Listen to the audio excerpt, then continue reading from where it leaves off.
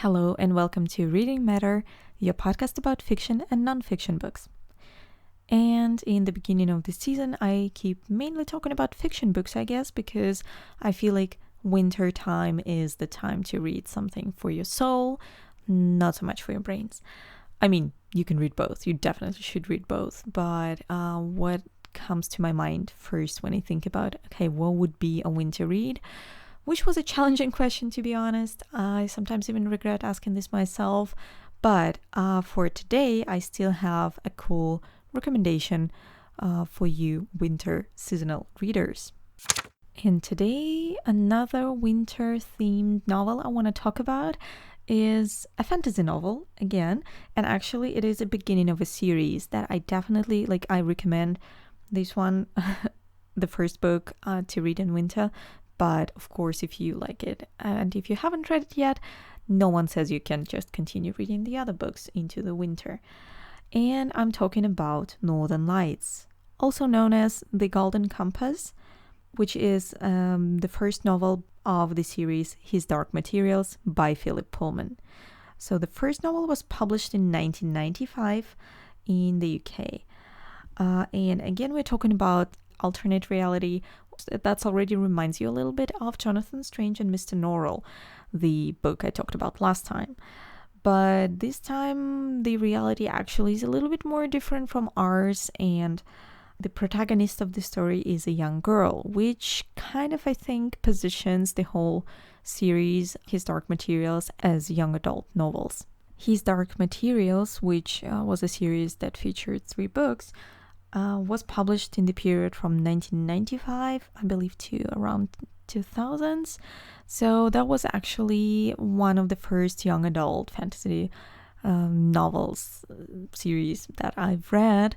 And for me, this is also forever going to be a winter read, mainly because I always got these books for Christmas as presents. And then for me, the next day after Christmas, I would just spend all day eating the leftover food from yesterday and reading those books. Those are some of the most happy moments of my life, of my childhood, I guess. And I guess that's why those books are also so rooted in winter for me. But in addition, of course, The Golden Compass or Northern Lights, this is the book that is set in the north. So it features a lot of north, a lot of snow, ice, and polar bears, of course. Right, of course, not the entire book is set in the north. Part of it is actually traveling there, but Lyra, the protagonist, has always been fascinated with the idea of going to the north. And it has been so partly because her uncle was an explorer in the north, and in some way it probably was some supernatural plot device, I guess, the necessity for her to go to the north and become an explorer there, which basically led to the events of the second part and then the third part. Those of you who have already read those books and or have seen the film and the series know how the whole concept of Northern Lights, of Aurora Borealis, is connected to the fantasy premise of the world, the dust, and traveling between worlds. Not to spoil too much, I guess, but the first book is forever gonna be my favorite to read in winter. I find it fascinating that after 2000s, when the 3 books already came out and basically the message, the idea was finished, Philip Pullman still got back to this idea, to these characters and this world building around 2017, when he published basically a prequel to Northern Lights, which is called Belle Sauvage, a book that I have already bought, but it's still waiting for its moment. Maybe this is gonna be my new winter read, actually. So you're gonna hear about it a little bit later. So why Northern Lights are so great? First of all, they feature a strong female young character. Lyra might seem a little bit too straightforward and brave and obnoxious and impolite to some, but I do believe that actually she is just still a child, which means she has a bit of this childish teenager maximalism towards the world. and does not know like what boundaries society actually is about to put on her. So in a way, she still exhibits this freedom and free thinking of child. Throughout the first novel, and actually the whole cycle, but like in the first novel in particular, we see a lot of transformation of her character because she learns to think about responsibility, to maybe think more about the results her actions can cause. And I believe this is a really interesting Bildungsroman. My personal feeling is I did not really enjoy her development further in the books.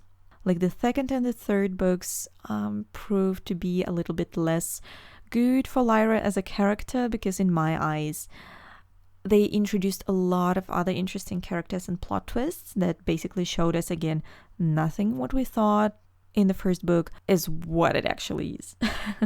So basically this whole turning things upside down, explaining the premises of other characters, all of that drew a lot of attention away from her character development, at the same time putting her in a position of becoming a teenage girl. So the entire love storyline felt extremely awkward to me, especially when I was re-listening and rereading the third book recently, like last year I think I did it, and I was surprised as to how careless and I guess disrespectful of a character Philip Pullman there was, because this was such a sloppy character writing.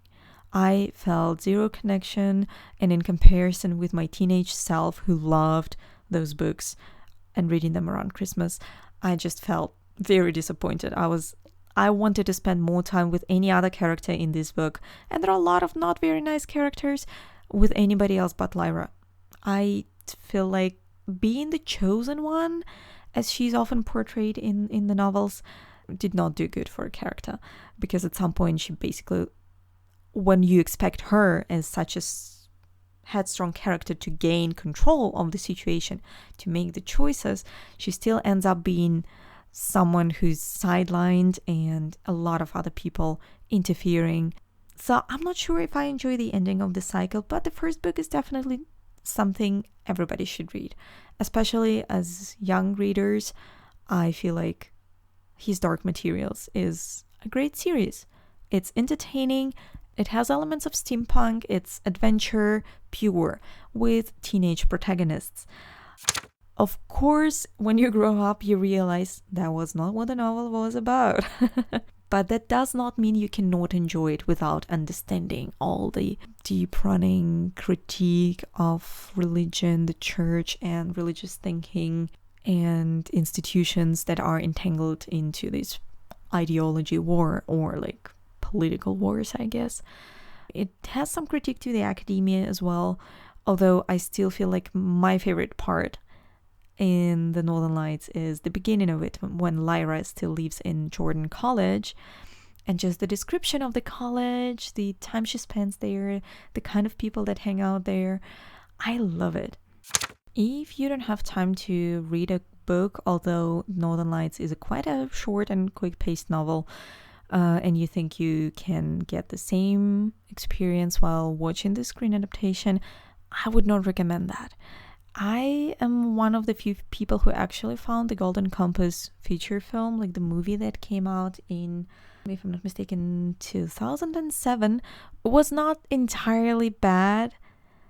It had its moments. There were things that were quite nice, although definitely way more romanticizing than the novel itself was. It obviously didn't score as well as people hoped it would. Well, yeah. Big cinema depends on how much money the film brings, so we have never seen the continuation of that.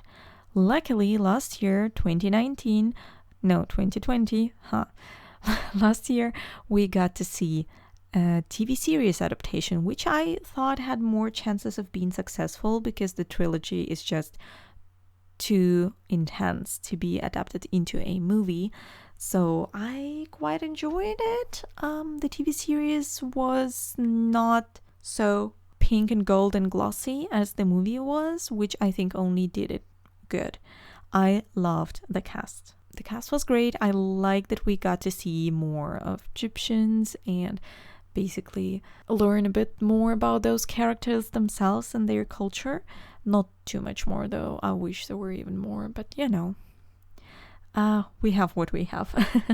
I still feel like the series is great. It does not conduct this wintry fantasy feeling though, because it looks very realistic. Even considering the steampunk elements, it still does look way more realistic than the movie.